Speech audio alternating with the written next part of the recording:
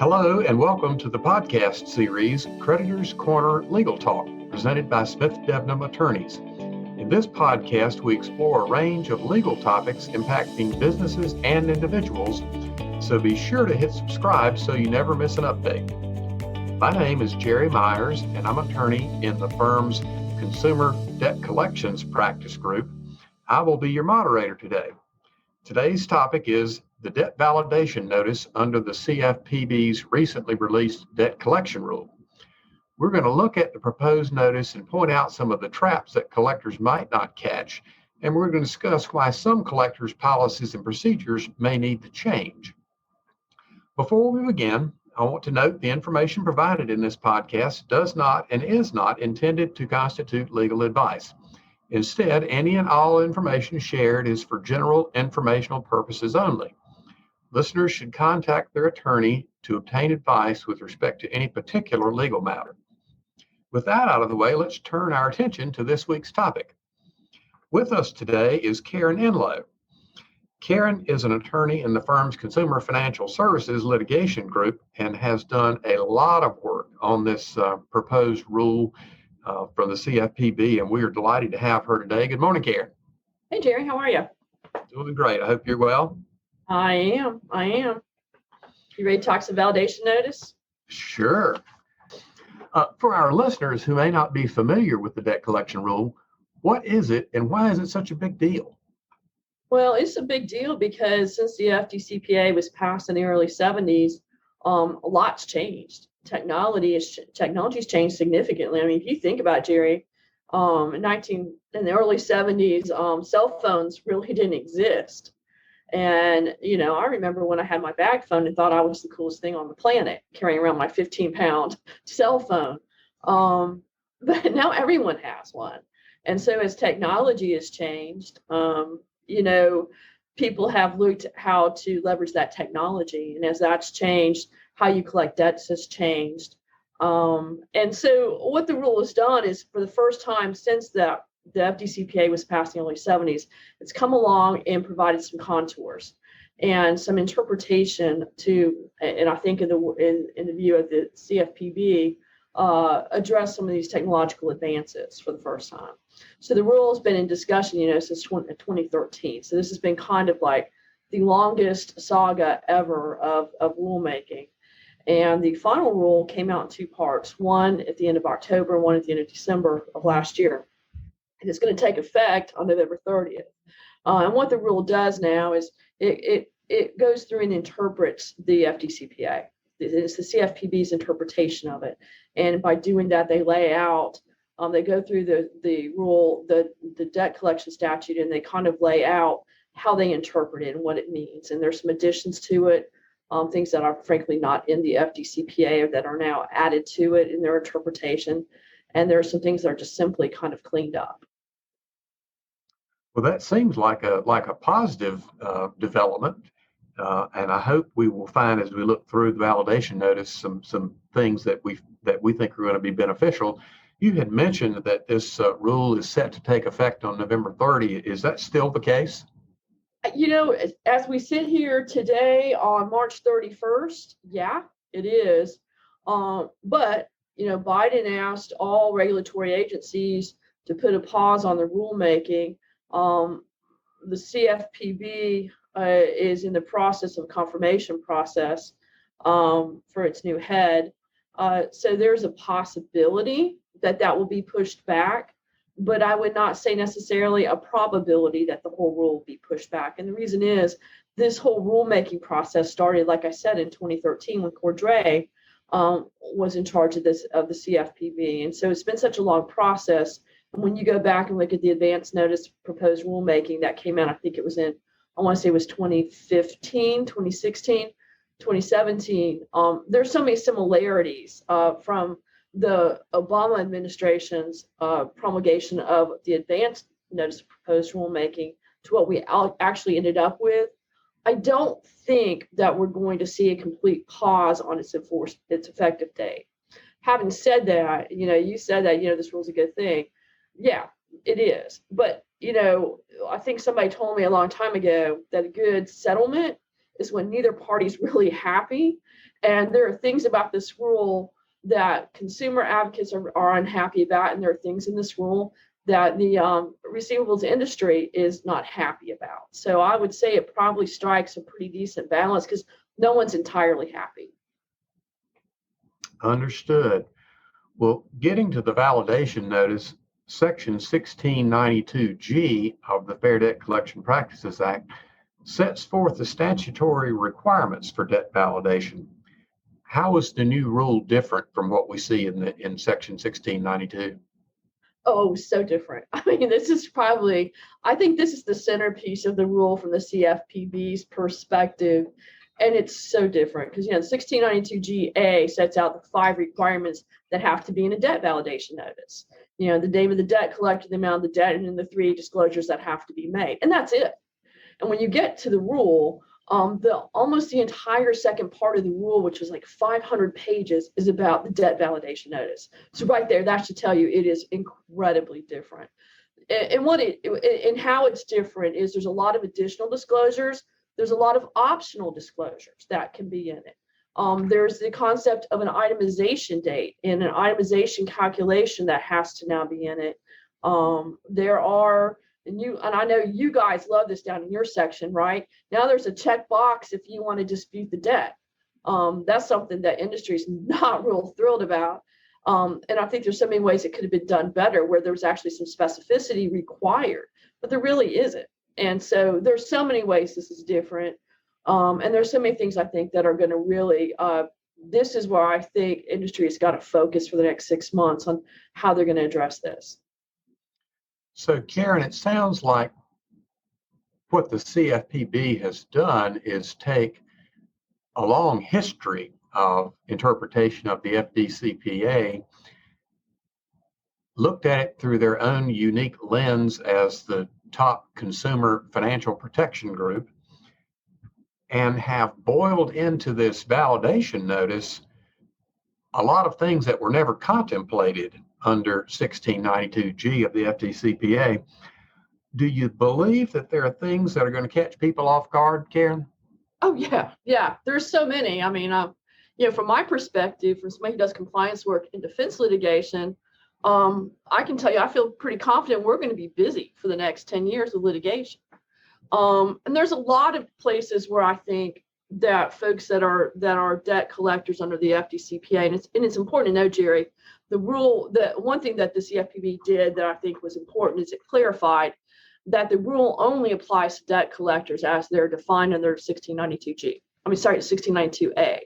And so that's really important because it doesn't apply to original creditors.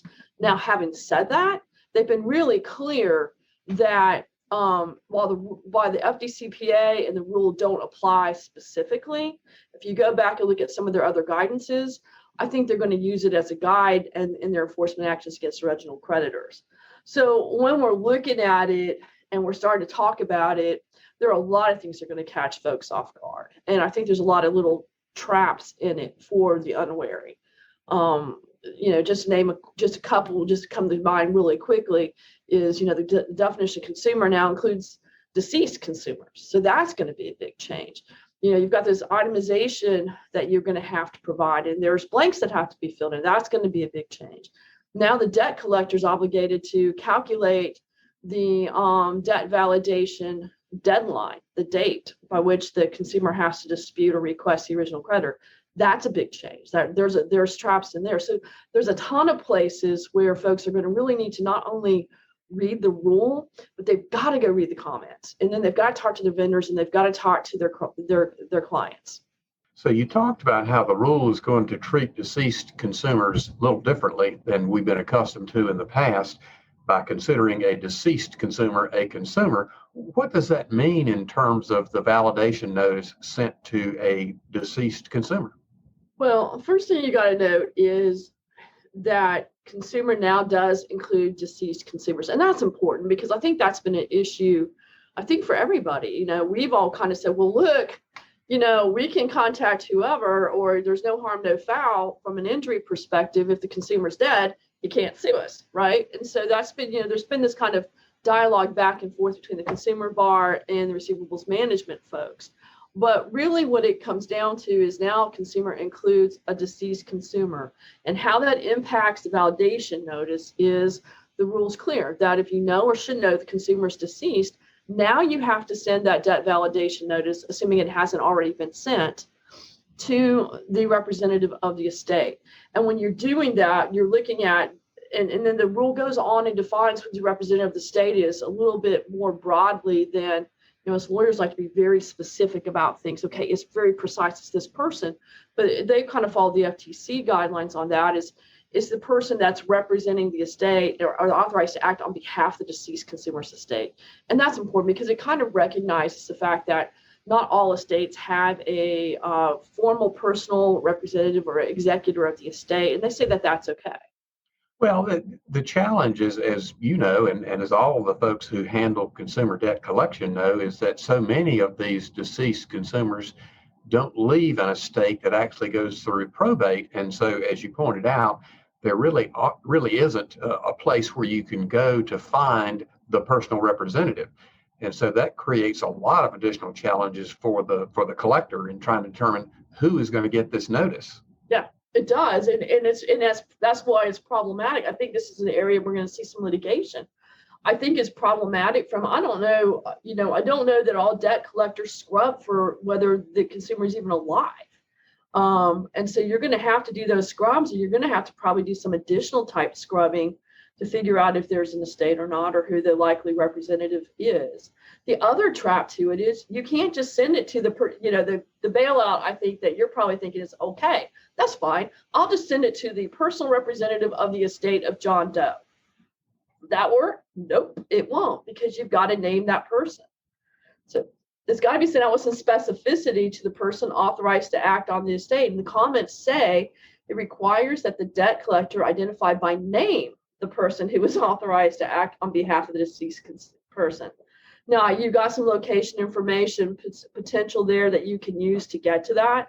And so that's good, because you can now ask some there's the comments and the provisions dealing with third-party location provide you with some script information that you can use to get to the right person. But it's not enough to simply address that debt validation notice to the estate of John Smith. And so I think that's going to require some big time policy and procedure changes. Yeah, that's huge, Caren. That's going to create a lot of challenges for people who've been accustomed to simply closing the file when they learn that you've got a deceased situation. But sounds to me like if the creditor has placed the account with you, and perhaps while you're handling it or shortly after you get it, the consumer's deceased, then you've got some real challenges to figure out where to go next with that. Yeah, I think you could close it, Jerry. You can, sure, that's an option, but now the option is also to collect it. And I don't think that piece of it's changing, right? You still would have to go through the estate procedures and everything else at a certain point with it. But yeah, I think it's, maybe what you'll see is more of those. You're going to see one of two things. You're going to see people kind of embracing that challenge and wanting to try to collect those. You may see more pressure from original creditors wanting you to now collect on those. But you may see more debt collectors just saying, yeah, peace out. We're not dealing with this. We're going to just those counts are automatically getting closed. But you're definitely going to have to be scrubbing for it if you're not. Right. So one of the other topics that you talked about, one of the gotchas that's lying out there in this new validation notice, is the requirement for itemization. And I had the opportunity to participate in one of the small business review sessions, the SABRIFA sessions. And there was an extended conversation during the meeting that I attended about the date from which itemization is supposed to occur. And people who were part of that meeting pointed out that there isn't always a charge-off date to work from, and there isn't always a statement from which to work, and there isn't always a last payment. And so we need some flexibility to be able to choose a date that makes sense. And the focus really was on trying to identify a date that would make sense to the consumer. What are you seeing in the comments and in the rule itself about validation, itemization, and picking a date? Well, it's y'all didn't get a lot of breaks there. Like I said, there's things that you're not going to be happy about. There's things that the consumer bar is really not happy about, like call frequency. And so when you're talking about comments, if you're talking about comments that were submitted on the Federal Register by interested parties, this was I mean, there was like 15,000 comments. It was crazy how many comments were submitted. A lot of them dealt with this issue, including ones that I submitted. But if you're talking about what the CFPB did and in their official commentary, et cetera, then what you got, well, you got 5 dates, which I think are 5 that they chose because they made sense and they gave some flexibility looking at the different verticals of industries that are collected. You know, charge-off dates, date of judgment is a new one that they added in. Last payment date, they provided some clarification there. Last statement date, charge-off date. I agree with you. What you're saying about it is some of these are really, they're foreign objects to the consumer. The one they do have in there that probably isn't is the date of service. But again, this is going to require a lot of communication. I've always thought about it as kind of a single line of communication from the debt collector down to the creditor. You know, kind of, you know, you're going to have individualized conversations with your clients about, okay, what date are you using, right? But the more I've got, you know, now that the rubber's hitting the road and we're having to really deal with it on a compliance end, what I'm hearing is, oh my God, my letter vendor is losing their mind. And my concern is going to be how letter vendors are going to be able to deal with this. I think it's going to be challenging for them. And I think where there's a real trap in here is you not only have to have an itemization date, you've got to have an itemization from that date. And there's these boxes that have to be filled in. Well, what if you don't have interest? What if you don't have late fees? What if you don't have something else that's in that box? You can't leave it blank. And the inclination is going to be, well, if we don't have any, we're going to leave it blank. You can't do that. That's a violation under the act. Under the rule. So that's a big gotcha for me. I think people are going to be saying, well, we didn't have any. We're just going to kind of leave that one blank. You can't leave those fields blank. You've got to put 0, you got to put NA, you got to put something in that field. You cannot leave it blank.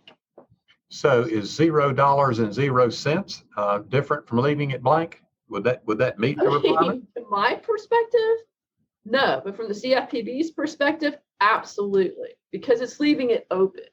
And I think that's the rationale behind it. Look, if nothing's there, does it mean 0 or does it mean that you just forgot to put it in there? I don't know what that means.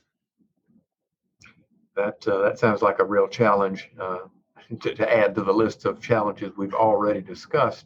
Put it on your list, Terry. The rule also allows for certain optional disclosures to go on the back of the notice. Can you talk about what might go there and whether or not that's a good idea? Well, it doesn't matter if it's a good idea. It's you got to do it, right? So, and it really doesn't, I think, apply this so much to the attorneys as much. What it really is going to impact are the agencies where they've got to put. Some states like North Carolina, for instance, requires you to put the permit number. California requires that you give the Rosenthal Act disclosures. There's probably 30 states that have required disclosures that are not in the FDCPA, but are state mandated. A lot of those optional disclosures have to go on the back. The trap is the placement. And so this is, again, where you got to work with your letter vendor. Because remember, Jerry, there's this on the debt validation, there's a safe harbor form you can use, which is great. Yay, let's all use it. But the problem is you're going to have to modify it a lot of times because you may have to put in some optional disclosures. You may have to change the wording to work with what you're collecting on. There's some different things you might have to do to customize it for your practice. Here's the problem. At the bottom of that form is this ... dash lines across the bottom where you have the debt validation piece that can be sent back in, where you're checking off the dispute boxes, right? All those optional disclosures that are on the back have to go above that, on the back visually, because if you cut off that piece and send it in, if those disclosures are there, then the consumer doesn't have it to keep, and that's the purpose of it. So if those are below that line, it's a gotcha.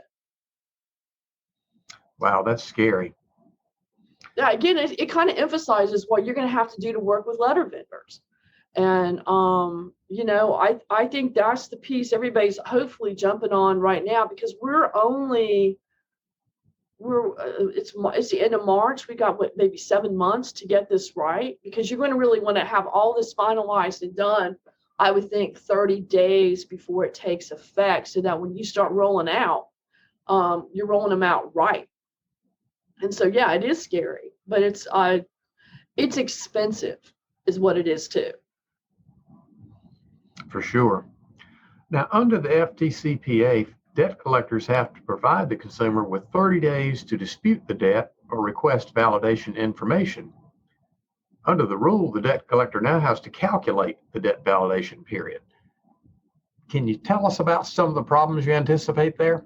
Oh, this is going to be a problem of math and understanding federal holidays, because under the rule, you've got to assume that that the consumer receives the validation notice on any day, which is at least 5 days plus the 30. So you're adding a 5-day mail rule. Simple enough, 35 days. Okay, here's the catch with it. You got to exclude from those 5-day mail rule all legal holidays, as defined in the U.S. Code, and Saturdays and Sundays. So when you're trying to come up with a data field that's going to do that, that's hard. And so what you're probably going to do, hopefully, is go with like 40 days, because you can go with more than 30, right? And you've got to put that date in the letter. So here you've got this field you're filling out, and it's got to do, thank God for computers, because I'm not this smart. You got to figure out all where the legal holidays are falling in and everything else with it, right? And so that's where some of these issues are going to come out. So you've got to ensure that that data field is properly calculated and filled in, number one, because that's another place where if you leave something blank, you're going to have a problem. And number two, that they're documenting their business practices for sending out those debt validation notes. So even if your math is really solid and you've got the 35 days calculated just right, okay, now you've got this record keeping requirement, and you're going to have to ensure that you've got everything documented as to when those debt validation notices are going out. So for instance, you're dealing with a letter vendor, and your letter vendor, you're going to have something in place with your letter vendor that ensures that the letters go out, that the letters are going out if they're sending them out for you. But if you're sending them out from your office yourself, which a lot of folks are going to do, okay, well then great. Then you've got to make sure it goes out on the right day. So you're talking about, for attorneys, you're talking about your mailroom policies and procedures. Because, I mean, you can think if you had a mailroom that just kind of sat on your letters and didn't send them out the right day, then you're running into problems. So you're really probably thinking about, okay, how can I be safe about this? Well, you're going to probably want to be pushing out that validation letter. Okay, to say they're being printed on Monday, you're going to probably want to go maybe 40 or even 45 days to be safe. So that's interesting that that the debt collector might consider, instead of doing all of that complicated math and figuring out which holidays qualify for inclusion in the extra day period, that we just extend the validation period out to 40 days or maybe 45 days. And I'm recalling some litigation where a consumer's attorney alleged that the debt collector had intentionally misled the consumer when the debt collector said that the validation period was longer than 30 days. Do you think we'll see a resurrection of that kind of litigation? God, I hope not. I know exactly what case you're talking about. And I believe what the court said in no uncertain terms is you can give them more, you just can't give them less. And so I think that case law is established.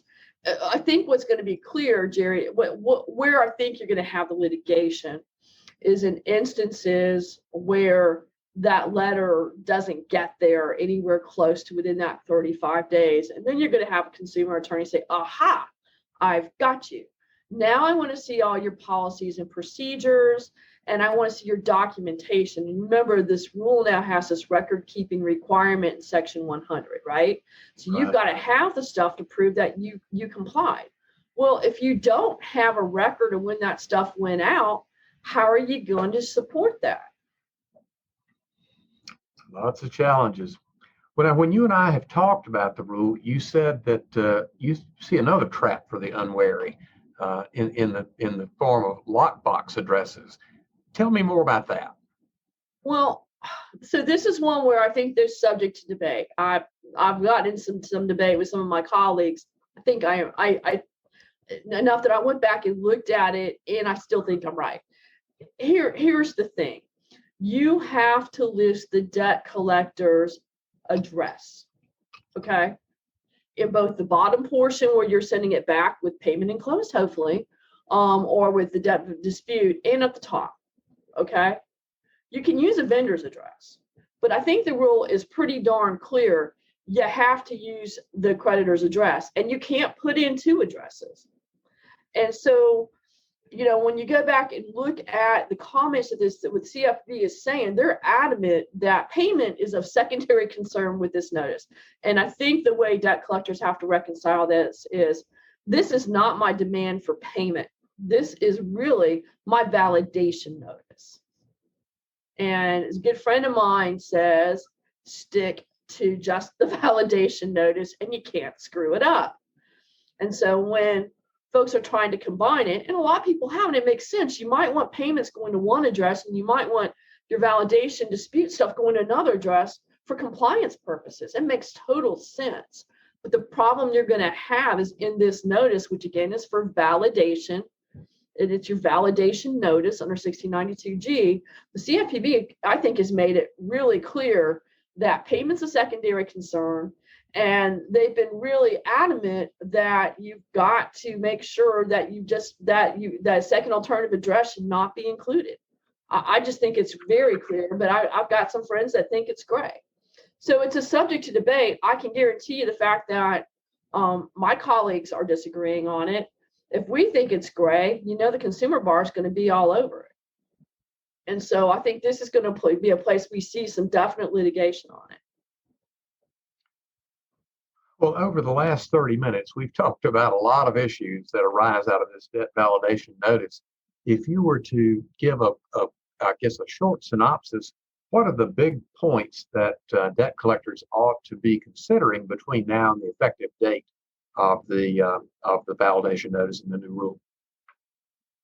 Yeah, so I think there's a lot from a compliance end, and what we're talking to folks about is right now you're basically going back to ground zero with that notice. So all the letter audits I've done over the years are only worth so much at this point, because if you want to use the validation safe harbor form, which I would encourage everyone to use to the extent you can, then you're going to be changing it completely. And so if you start with that form as your base, and you're going to say, okay, we're going to use that form, then what do you have to do? Well, you've got to have some conversation with your letter vendor and be going through those data fields and how they're going to be filled out. And you're going to have to be testing it, right? You're going to be having to have some test letters and making sure that everything's filling out correctly. You've also got to be having some conversations with your creditor clients. You've got to be there, because they're the ones that are going to have to provide you with that date of itemization and that balance. And they're going to, and while you don't have to disclose in the letter what it is, I think your record keeping is going to have to show that. Because if you go back and start digging down into the records, okay, you pick this date, it's X date, it's this balance. What is that? Okay. Where did that come from? Well, that has to come from the creditor. So you've got to be having these conversations with your creditors. And if you're collecting across multiple verticals, which almost everybody is, those conversations are going to look really different for healthcare than they may look for credit card. Healthcare is probably going to be looking at it from the perspective of the data services. For credit cards, you're going to be looking at it probably from the charge-off balance, but maybe from the last statement date, depending on the creditor's policies and who you're representing. So you're going to have to be reviewing all of that and having those conversations now. I think if you're not starting it now, you're probably putting yourself in a little bit of a time crunch, and your hair is going to be standing up on end on fire. And so then you got to start looking at your letters and making sure that they're going to comply with it. You've got to assess and review, how are you going to deliver those notices? Are you going to? A lot of my clients use letter vendors. That's fine. totally fine. But you're going to have something in place to ensure that they're going out when they're supposed to go out. And that's policies and procedures. You've got to start really thinking about, state disclosures. What state disclosures can be made, what needs to be made. You got to be looking at your optional disclosures. Are you going to put the optional payment disclosures in there if you can't use a lockbox? Or are you going to wait and send out a second letter 40 days later? So now we're extending our debt collection period pre-suit for the attorneys and for the collection agencies. What you're probably thinking about is, okay, if I have this file for 90 days, am I going back to my forwarding agreements and trying to figure out if we're going to renegotiate all of this? Because costs have just gone up too, right? So there's a whole lot of pieces with it you have to be looking at. So once you get those validation notices in final form and you've done all that, then you got to be running your testing on them. And I think it's going to be really important to show that you've tested. And I think it's going to be really important to show that you go back and you test on them periodically to make sure everything's going on. So there's a ton to be done. Policies and procedures have got to be rewritten. Conversations have got to be had, and you've got to do testing. Well, Caren, I can't thank you enough for being so generous with your time and your expertise this morning. There's a lot for collectors to be thinking about with regard to this new debt collection rule, and especially with regard to the validation notice. Lots of issues that need to be discussed internally, issues to be discussed with clients, issues to be discussed with vendors. And so this is a huge, huge challenge for the collectors. I also want to thank our audience for listening. And we would invite you, if you have a question, that you can call or email or contact our speaker. And Caren, you want to share your contact information? Yeah, I'd be happy to. My direct dial is 919-250-2125. My email is CenLoe@SmithDebnamLaw.com. And you can follow us at ConfinServeLaw on Twitter. I want to close out by thanking you again, Caren, and by thanking our audience. And I hope everyone is well, and we look forward to talking with you again soon. Thanks, Jerry. Thanks for having me.